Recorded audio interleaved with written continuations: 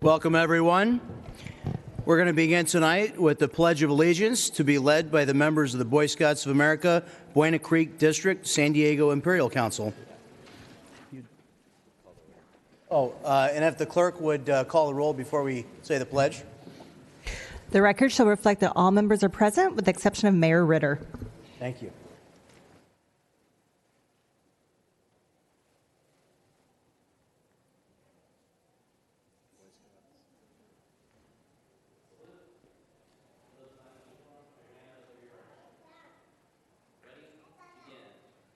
Pledge allegiance to the flag of the United States of America and to the republic for which it stands, one nation, under God, indivisible, with liberty and justice for all.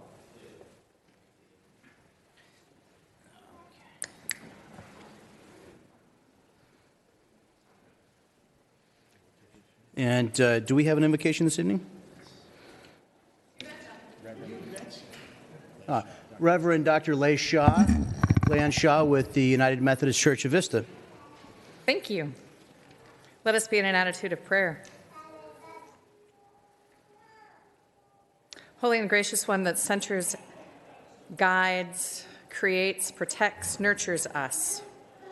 We gather in this place quietly, with focus, leaving behind the bothers of our day to focus on the work of this community.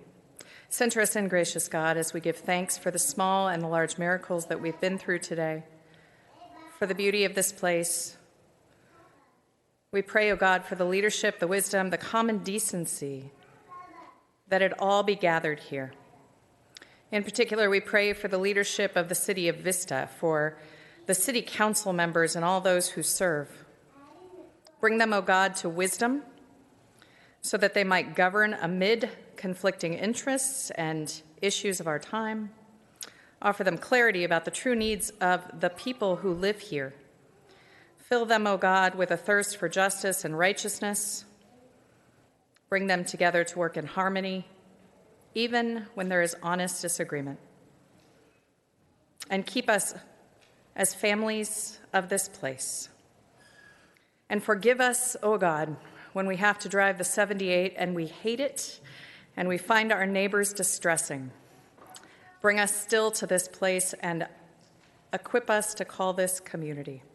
We pray all of this in the agenda that is set before us this evening. In the name of all that is good and gracious in this world, we pray. Amen. Amen. Thank you, Dr. Shaw. Okay, in accordance with the Brown Act, I'd like to announce that as a result of convening simultaneous meetings, the members of the Buena Sanitation District will receive compensation of $147.75 for the district meeting pursuant to the Buena Sanitation District Ordinance 2006-1. For the approval of tonight's agenda, I'd like to recognize City Manager Patrick Johnson. Thank you, Deputy Mayor. There are no changes to the revised agenda this evening. However, I do want to point out for the audience that the original agenda that was sent out had an item D1 entitled Medical Marijuana Access on it, and that item was pulled off the agenda last week, and the revised agenda does not include that. Thank you. Thank you. And we have two presentations this evening, and I'd like to invite the members of the City Council to join me at the front of the room to recognize the recipients of the 2016 City of Vista Employee Awards.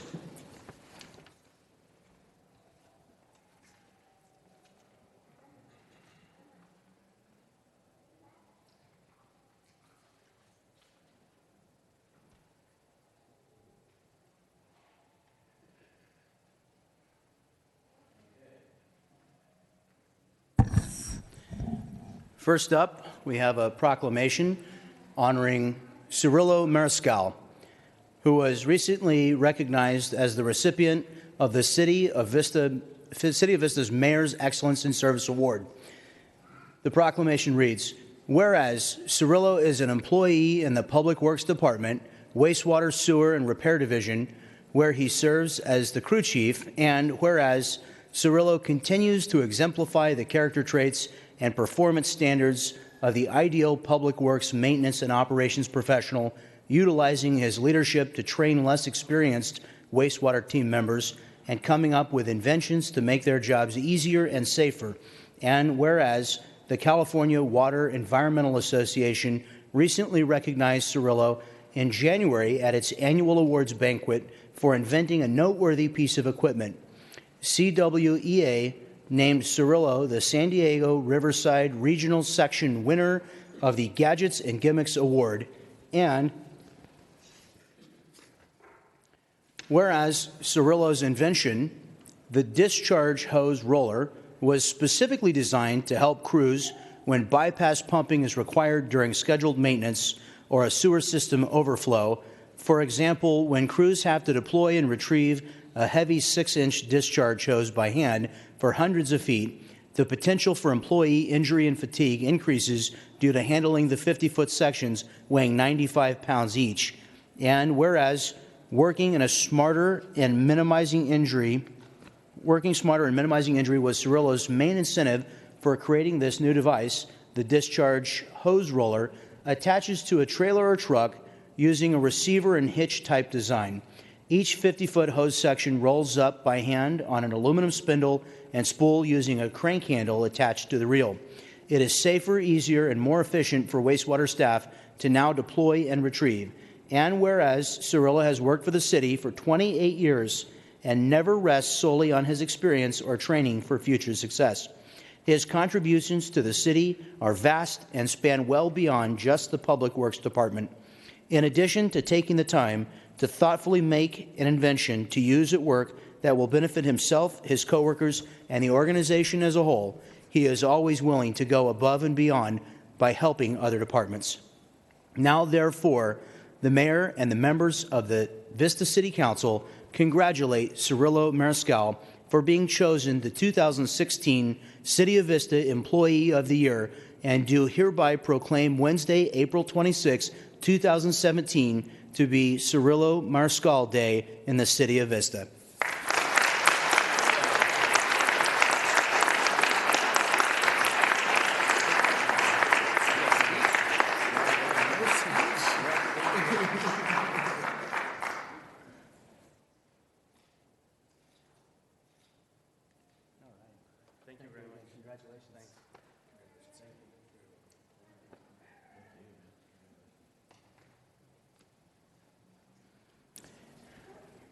Our next proclamation goes to Michael Ressler, who was recently recognized as the recipient of the City of Vista's 2016 Manager of the Year Award.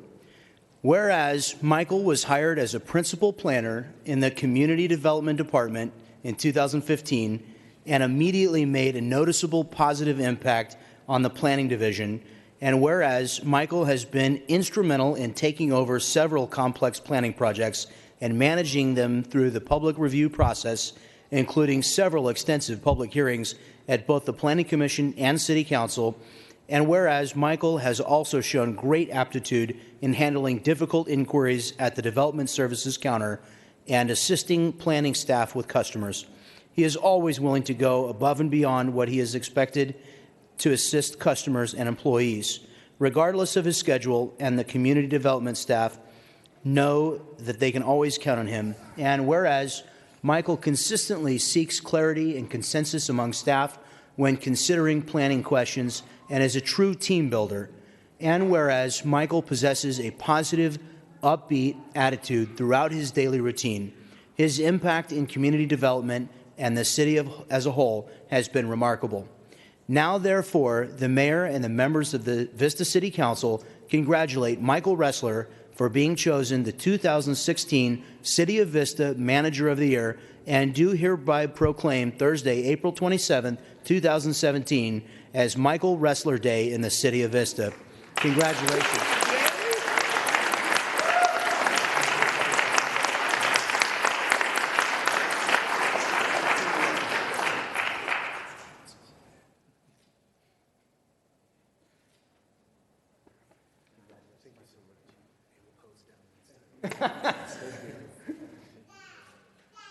Okay, our next employee to be recognized is Gilbert Obregon. If you would join us up front.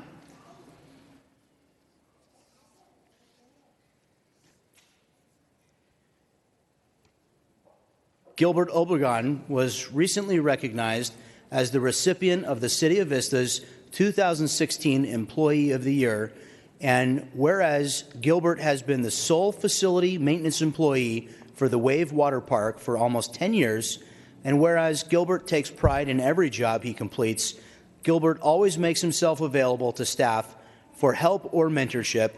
And whereas Gilbert also takes the time to get to know every vendor that services the Wave Water Park, he is very affable and strives to make a personal connection with everyone. And whereas during the 2016 summer season, the flow rider pumps had major malfunctions, all of July, Gilbert spent countless hours troubleshooting, testing, and figuring out what the problem could be. He was able to get the pumps mostly working for the remainder of the summer. Once the Wave Water Park closed for the 2016 summer season, Gilbert made it a top priority to get quotes and had a plan to replace all of the flow rider pumps before the next summer. And whereas the flow rider project is currently on track to be under its $30,000 budget, Gilbert takes pride in finding the best value for the city's dollar. And whereas Gilbert is a very valuable member of the team and the Wave Water Park, the Wave Water Park appreciates his dedication and service to the city.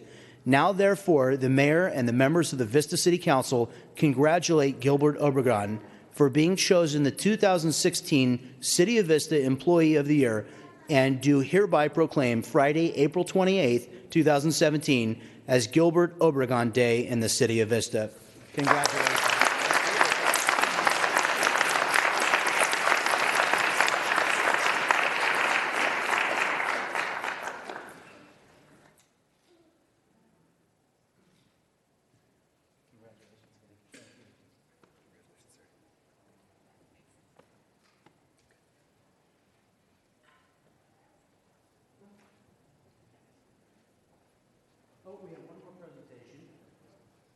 Members of the Boy Scouts of America, Buena Creek District, San Diego Imperial Council will be presenting a report on the state of scouting. I think we can return to the dais.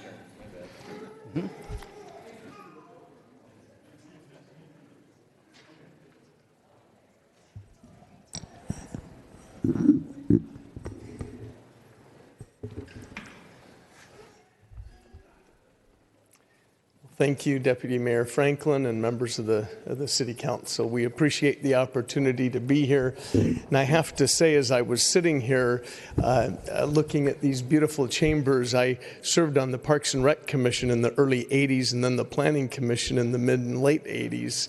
I remember being in the gym at the Brengle Terrace. So you guys have come a long ways. What beautiful facilities you have here. We would like to thank you for this opportunity to give you a report on what scouting is doing in the city of Vista. I would like to recognize Councilmember Rigby, who has been a longtime scouting volunteer, and Councilmember Aguilera, who has been very supportive of scouting, and Mayor Ritter, who's not here. She just recently helped in a presentation for Ashley Jacques at the Steam Engine Museum. She received a high award. And Pastor Shaw, who gave the invocation, her church sponsors 2 scouting units at the United Methodist Church. Scouting ranges from kids from 5th grade through kids in their 20s can participate in the venturing program. And we have a co-ed program, the Sea Scouts, and the venturing program for boys and girls ages 14 to 20. And I'd like to introduce Kirk Odenwalder of Pack 702, and he's going to give us a report on the Cub Scouting program. And then, go ahead, Kirk. Last year, there were approximately 240 boys and Cub Scouts in 11 different packs in Vista, with 32 Webelos earning the Aerial of Light and the highest rank of Cub Scouting. Thank you, Kirk. Now, reporting on Boy Scouts and Varsity Scouts is Colin Sheffield from Troop 799. About 220 boys were in Boy Scouts and Varsity Scouts, comprising 20 troops and varsity teams in Vista. 31 scouts are in the rank of Eagle, the highest rank in scouting, and a total of 176 merit badges were earned. Jaden Anderson of Crew 709 will report on venturing. In 2016, there were 8 venturing crews in Vista. These crews consisted of 56 young men and women. Also in 2016, Scouts and Venturers collected and donated more than 450 pounds of food across Vista. 14 different church and civic groups across Vista sponsored scouting units, including Methodist, Catholic, Mormon, and Salvation Army congregations, along with the Elks, Kiwanis, Optimist, and Boys and Girls Club. Up next is Grant Pira of Batani Chapter, who will report on the Order of the Arrow.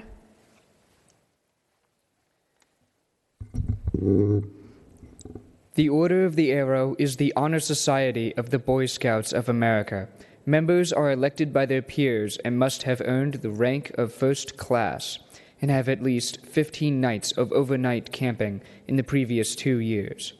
Scouts and Venturers in Vista performed more than 7,200 hours of community service, benefiting schools, churches, government agencies, and civic groups throughout town.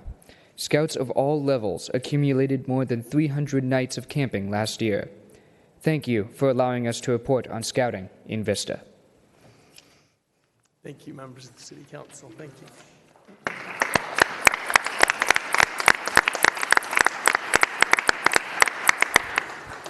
Mr. Deputy Mayor? Yes. May I just say, I want to say, Mr. Howells, John Howells, thank you for this presentation.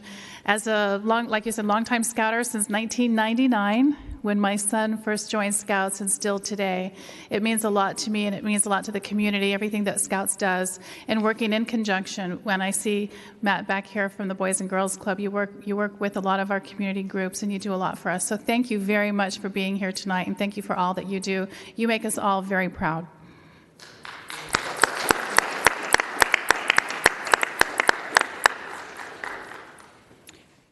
Next on our agenda is the consent calendar. The recommendations on the following consent calendar will be enacted in one motion unless an item is removed from the calendar.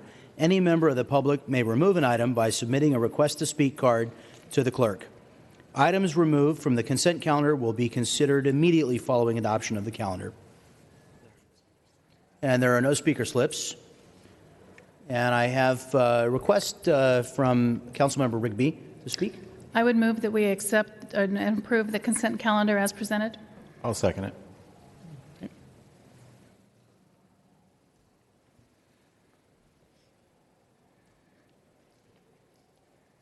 And that motion passes.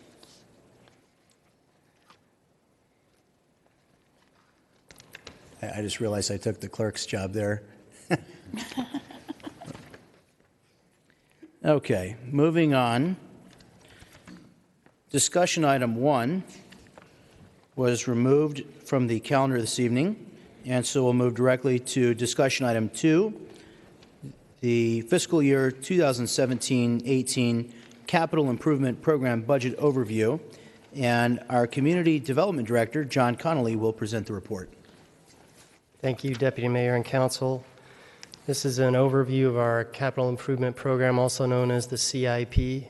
We'll be reviewing the projects that we've accomplished in the past year, as well as appropriations for forthcoming years, to get some feedback from the Council, and then we'll be bringing a final budget before the Council in June. So this is a 5-year document that we budget for over a 5-year period. It's typically reviewed annually, and we typically set money forward for that following year. We sometimes program money for future years, but the fiscal year 17-18 is what we're focused on for the most part. The CIP includes a summary of the funding sources and all the details for the projects, which are included in the sheets that accompanied your staff report. Covering projects that we've completed this fiscal year, there's a number of projects. I'm just going to review some of the major ones.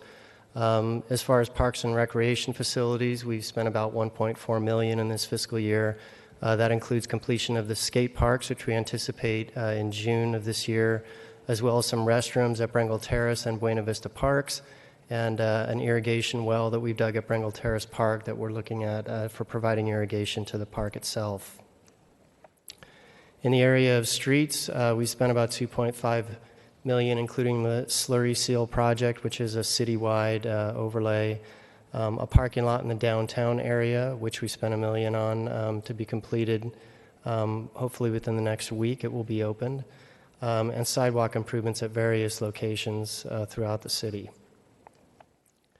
In terms of traffic projects, we've developed a comprehensive citywide traffic congestion management plan, which we brought before the council earlier this year. We're still implementing that. We have some money budgeted for that this fiscal year as well. We've completed the design of upgrades to our traffic signals communications infrastructure in the southern half of the city, and we expect to work on the northern half of the city in this forthcoming year. We received a grant for that for $900,000. We've also received grants to implement upgrades, in the northern half for $700,000. That's going on my next point. Paseo Santa Fe Streetscape Project, we've completed phase 1, which with much success. We're going to move on to phase 2. The design for both phases 2 and 3 has recently been completed, and we're moving forward with construction of phase 2. We hope to bid that later this year. We've won a number of grants for the second phase of the project, which are listed here, a Smart Growth Grant and Active Transportation Grant from Sandag for a total of $5.7 million, and a Prop 1 Stormwater Grant for about $2.8 million, and those are all funds that will be included in the next phase of the project. The next phase beyond that, phase 3, as I mentioned, has been designed, but we're still seeking some remaining funding to complete that phase. That's kind of our major street project here in the next year. As far as sewer projects, we've completed the Buena Creek pump station upgrades, which provided emergency exterior lighting on the exterior and some interior improvements to meet safety standards in confined space. That was about a $200,000 project. This slide provides a summary of the expenditures and appropriations for this year and the forthcoming year.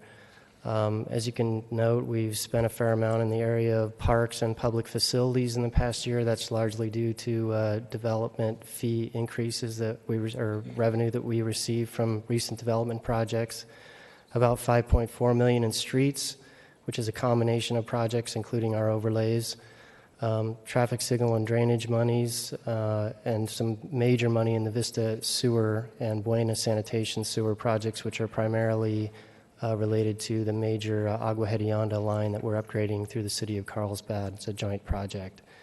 In the next fiscal year, we're appropriating about $30 million in a number of categories, and I'll cover those individually. The biggest is in Vista Sewer, again, major sewer upgrades that are part of our master plan that was prepared in 2008, and I'll cover those projects as well. Just to mention a couple grants, I already covered that we got a Proposition 1 stormwater grant for Paseo Santa Fe of about $2.8 million. That'll go into phase 2. And we've also received a Cal Recycle grant for our street construction and overlay project of $187,000. That's also programmed into this forthcoming year's CIP. So new projects that are being added to the CIP this year. The first is under the area of parks. This is a small park at the intersection of Palo Vista and Civic Center. This is property that was purchased this past year with a year-end fund balance, and the structures are recently demolished. We'd like to allocate $750,000 to development of a park at that location, and that would fund design and construction of the facility. In the area of public facilities, we would like to do ADA accessibility upgrades at the Avo Playhouse in the downtown for $200,000. That's part of our transition plan, which accommodates accessibility of public facilities throughout the city. In the area of streets, we need to look at the Emerald Drive corridor. This is the area between Olive and the 78. It's extremely congested with various level of improvements, and so we need to analyze that segment and come up with some ideas of how we can improve traffic flow and safety along that stretch of the roadway, and we're allocating $75,000 for that study. In the areas of sewer, there's a couple of emergency standby pumps that we've taken away from another project in the Agua Hedionda Lagoon, and we are moving those pumps to 2 stations, one to Buena Creek and one to Buena Vista Pump Station. Those are both listed there. And we're doing some sewer upgrades to the infrastructure near the intersection of Smilax and Mimosa, and that's mostly just due to capacity of the existing line. Some ongoing projects with annual appropriations, things that we put money into every year. In streets and roads, we'll get over $8.2 million this year that we'll put towards streets. That includes our construction and overlay project for $833,000. Our street maintenance and slurry seal, this is the maintenance side of the road maintenance contract for $977,000. Paseo Santa Fe Phase 2, we're putting $3.5 million. And Phase 3, $2.3 million. And for pedestrian mobility sidewalks, $95,000. That's a citywide sidewalk improvement project. With respect to street construction, we are going to update our pavement management program. That is the evaluation of our citywide streets that we use to fund our overlay and to identify what streets will be overlaid. And our traffic congestion management plan, which I identified before, is a number of traffic improvement projects, and we're putting $360,000 toward that. In the area of drainage, we will get about $400,000 in appropriations this year. We have a small diameter storm drain replacement project, which is another citywide project for $150,000, and we're putting $250,000 towards the Sycamore Creek Detention Basin, which is the planned basin on the former Sycamore Creek Mobile Home Park property. That's adjacent to the proposed Monarch development. In the area of sewer, the Vista Sewer Fund, we anticipate spending about $17.4 million in this next fiscal year. Some of that will go toward Encina's annual budget, which is $3.8 million. The Vista Trunk Sewer Improvements is a $12 million project. That's the majority of the funding. That's a reconstruction of a line that goes under the 78 near the intersection of Vista Village. And a small diameter pipeline reconstruction, that's another project that includes numerous different lines for $1.1 million. In Buena, we have $3.5 million in appropriations, which includes the Encina budget, and a replacement trunk sewer line in the Green Oak Ranch area in Shadow Ridge. And that completes a summary of the projects that are being brought forward. I'm available, as well as numerous staff, for any questions that the council has. Thank you. Thank you, Mr. Conley. Are there any questions from the council? Councilman Green? The only question I have is, it looks like we spent $354,000 in expenditures in 16-17 on traffic signals, and that we're anticipating zero for traffic signals in 2017-2018. I know we got a grant for the coordination of lights. I'm sure that's not an expense of ours, but are we really not going to, there's no foreseen traffic signal expenses coming up, or is that handled in our traffic management plan funds? I believe we have a signal that's funded in this current CIP. I'm going to let Mr. Mayor answer that. We do. We have a signal that's already funded, and we'll go to construction at Anza and Bobier. But there are no priorities for any more signals in the coming years, so there is no anticipated funding. The interconnect project that you're referring to is funded through, as you said, the traffic control management system. Councilman Aguilera? I didn't understand that last part. I did understand your question, I think. And we had talked about potentially making some software upgrades in that. Is that? We're still doing that. So the signal upgrade project is moving forward, and that's the south half was the last fiscal year. The north half is forthcoming this fiscal year and next. We're talking about new traffic signals, though. Okay. So the only one we have planned is Bobier and Anza. Right. And when is that going to go in? That's already in the CIP, and probably in the next 2 months. So you'll next 2 start months. to see construction. Yeah, I've had a lot of questions about that. I'll bet. Okay. I do have a question about in your presentation. You talk about Paseo Santa Fe Phase 3. I guess we're allocating $2.3 million for that. So, what exactly does that entail?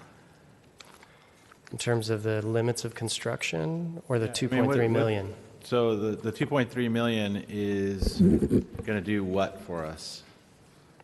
Get us closer to the finish line. I get that. Maybe you can talk about the undergrounding work that's needed.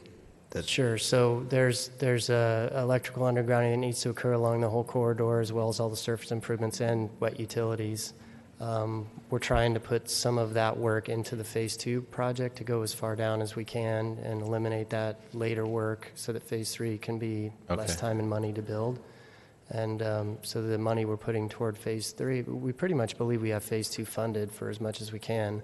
The money we're putting toward Phase 3 will either pay for that later when we do Phase 3, or we may be able to carry that money into the Phase 2 project and do more. We're going to evaluate that when we get the bids and talk to the contractor and see what options we have. Okay, so we're kind of getting a head start on Phase 3, essentially. If we can, depending on the unit prices and the contractor. Okay. And then the pedestrian mobility sidewalks, does that have to do with Paseo Santa Fe or just other? No, that's, if you remember last year when we made this presentation, there was a group that came that wanted some sidewalks in the town site area to serve their neighborhood. That's a project that came out of that. So we're looking at neighborhoods that need sidewalks and building them as part of that project. And the sidewalks that are being built on North Drive now are already funded from last year, right? Previous years, yeah, and that was that same project. Okay, thank you. Councilwoman Rigby. Thank you, Mr. Deputy Mayor. Actually, Councilman Aguilera asked the question I was going to ask about the sidewalks, because I just wanted to clarify the different areas that they were going to be done. And also, are we going to, and I don't know if we have any particular corners right now on sidewalks that do not already have the ADA ramp. Do we have any corners left on our sidewalks that we have to modify those? Or are we all good on those? Yeah, most of our curb returns and intersections throughout the city have curb ramps. I won't say that all of them meet the current standard, but as we go through and overlay streets, we pick up every single ramp and bring it up to standard. So I would say 80-90% have them, and of that 80-90%, probably 75-80% meet the standard currently, have been replaced in the last 10-15 years. So is that part of this project, the ones that we see that need to be done or upgraded? Is Correct. that part of this? Yeah, correct. Okay, thank you. And good job on this. We really do appreciate it. I should note that most of those ramps are on our arterials and collectors, that there's a lot of residential streets that do not have ramps. Thank you. If there are no other questions, thank you, Mr. Connolly. Thank you, Mr. Mayor. Okay, next on our agenda are oral communications. Each speaker is given 3 minutes to speak to matters not on the agenda. And we have no speaker slips. Okay, so we will move directly into remarks from the council. Councilmember Green, start with you. Wow, best meeting ever. Two things. Number one, we did pull the discussion item 1 from the agenda this evening, and our mayor is absent.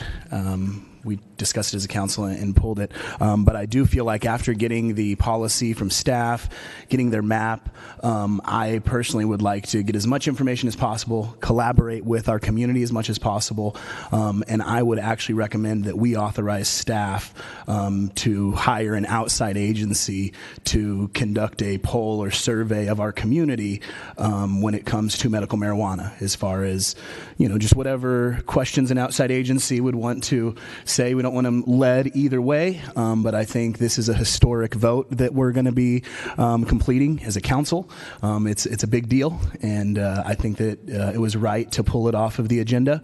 I think it's right to get more information. I think it's right to collaborate with the community and just make sure that we're not getting the information from outside sources, that as a city we are investigating thoroughly, that we're getting the information, and that we're collaborating. So I think I want some direction from staff as far as what the cost of that may be.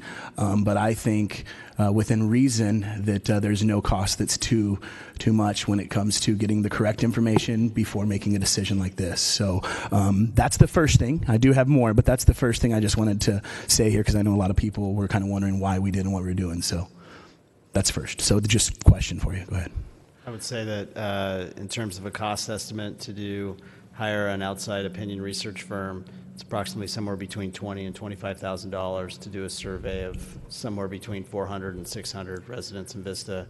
and that would be both on the landline and wireless phones. And this will be like a neutral third party that isn't targeting a particular demographic. They're going to have specific demographics, age brackets, and okay. Section of voters. Like In Vista, our Vista population. And it's my understanding these polls, when they get them on the phone, it's like a 5 to 10 minute type of survey. It's not just one question you're asking yes or no. Is that kind of what we're talking about here, the same thing? Or Yeah, we've done some recent polling on different topics in the past, and it can range from an 8-minute to a 15-minute poll, depending on the number of questions that are asked and needed. Okay. But to answer the other part of your comment is we would hire a third-party professional pollster. Kathy's not going to call them, right? I'm just joking, Kathy, by the way. Okay, so that's definitely something that I wanted to throw out there. And then I would say if that's the direction from the city council, staff would be happy to undertake that. All right, and I think when they give their closing remarks, they can kind of add in to that, I guess. Is that how we would handle that? Or we'd handle it right now? No, I'll second it. Okay, so we would need to handle it now.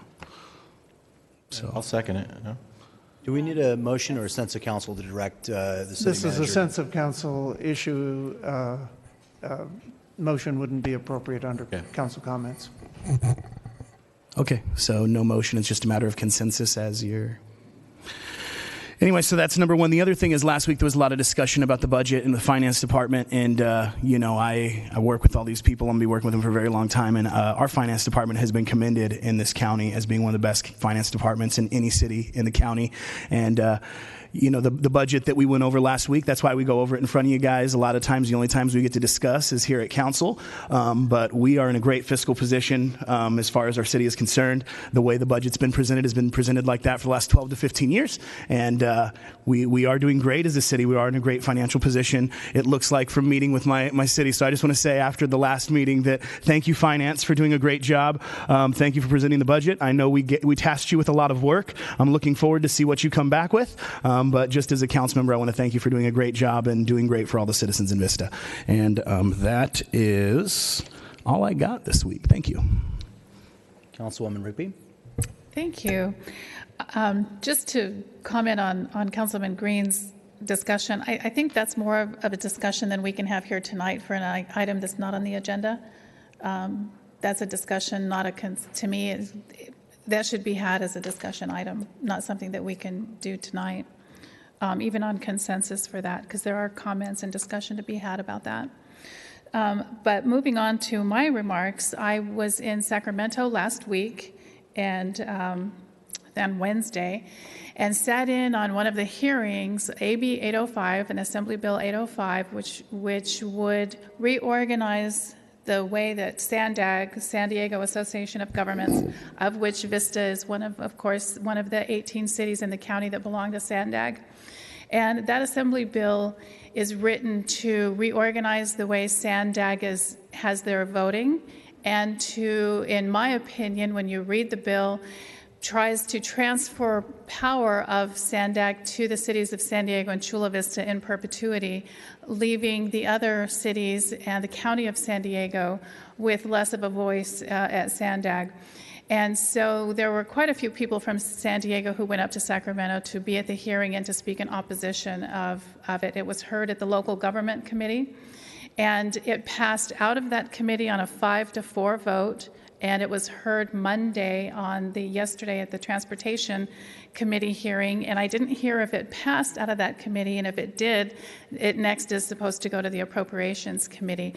But that is something that we're keeping a very close eye on because it does really affect the city of Vista and what we can do with SANDAG, which has quite a bit of control and as you can see, we get grants from SANDAG, and those are some of the things that we have to really fight for. And if we lose our voice and if we lose our weight down in SANDAG, that could really be detrimental to not just Vista, but to all of the outlying communities that are not San Diego or Chula Vista. So I just wanted to report on that. So those are my comments. Thank you, and thank you all for being here tonight. We really appreciate it. Thank you. Councilman Aguilera. Thank you, Deputy Mayor. I have a couple things. First of all, I would support the poll. I think it's a good idea to find out how our community truly feels, and I would, for $25,000 or $30,000, I think that's a good deal. So, I think that's a smart move. I would like to try to add something to one of our future agendas, and that is on Paseo Santa Fe. We discussed it this evening, and we're starting to get some interest in that area, and I think that we would continue to get more interest. And the reason this comes up is because I'm getting some painting done at my house, and it's amazing what even just a coat of paint will do to a structure. But as you drive down Paseo Santa Fe, it's just a hodgepodge of buildings, colors, and there's no uniformity down there. And I'm just wondering if we could look at something to put on the agenda where we could discuss just some minimum requirements. I'm not talking about, major remodeling of buildings or anything, but we do have the facade improvement program. But I mean, just even if we required just a palette of paints that these older buildings would have, I'm just wondering if that's something we could have staff look into, and wondering if I could get some support on that as well. So I'd like to at least discuss that at one of our future meetings.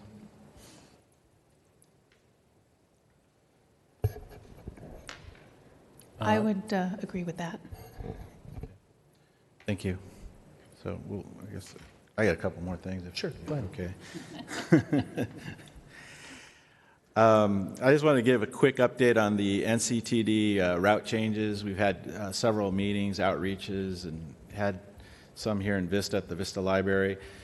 I would like to say I'm very proud of the people of Vista. We've had the most response in Vista at those meetings. Unfortunately, that great response was less than a dozen people overall.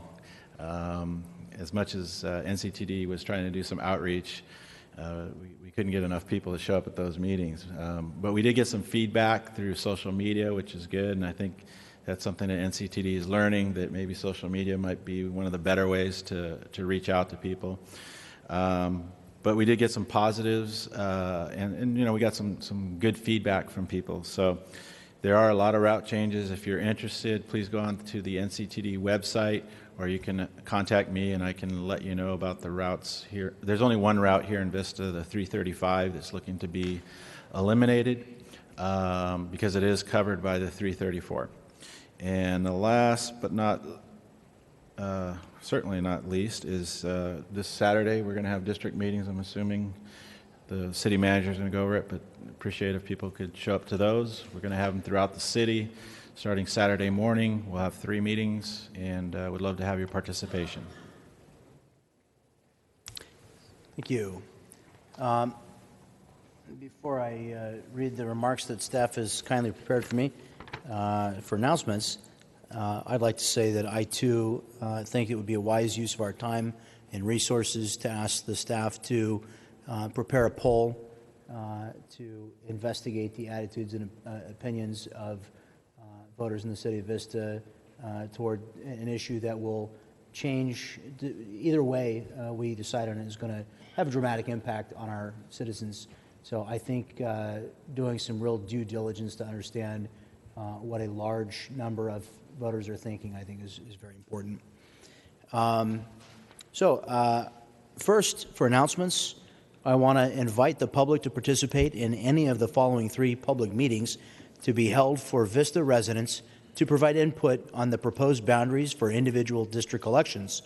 Additionally, public participation kits are available online at drawvista.org. The 3 meetings take place on Saturday, April 29th. The first public meeting will take place across the way here at the Civic Center's Morris Vance Community Room at 9 a.m. The next meeting will take place at the Rancho Buena Vista High School Performing Arts Center at 1601 Longhorn Drive at noon. The third meeting will take place at the Linda Rhodes Center at 600 North Santa Fe Avenue at 3 p.m. Spanish interpretation will be available at that third meeting. You can drop off your unused prescriptions this Saturday, April 29th at the Walgreens parking lot at 310 Sycamore Avenue. The National Prescription Drug Take-Back Day event provides for the safe disposal of unused or old medicine. Other North County locations can be found online at www.dea.gov. We are hosting another Vista Day with a deputy event on May 13th, which offers a free and fun way for the entire family to learn about safety services. The public is invited to the free event at Luz Duran Park to learn about home and neighborhood safety and to meet Vista's local sheriff deputies. Patrol and SWAT vehicles will be on display. Kids' activities and a bounce house will be provided. Also on May 13th, just before the Day with the Deputy event, join Mayor Judy Ritter on a morning walk with the mayor starting at 8:45 a.m. from Luz Duran Park. Bring the family and friends. Pets are welcome. Information about all of these events is also available online at cityofvista.com. And our city manager, Mr. Johnson. Thank you. 2 items tonight. One is the new downtown parking lot, which is at the corner of Citrus and Broadway, will open this week. It provides 110 spaces to the downtown and the community. And this is really good news because this is in advance of 100 Main Street being closed off for development. So we said that the parking lot would be done before May, and we're right there. So great job to the engineering staff for taking care of that. The other is, the second item is the City of Vista welcomes the San Diego Brewers Guild, who is putting on the Rhythm and Brew Fest in downtown on May 6th from 12 to 4 p.m. And the headlining band is POD, which is a nationally known band, and also from Chula Vista. So hopefully it'll be a very successful event. Thank you. Thank you. And our city attorney? I have nothing this evening. Thank you, Mr. And Mayor. our city clerk? Great. And with that, I believe we are adjourned.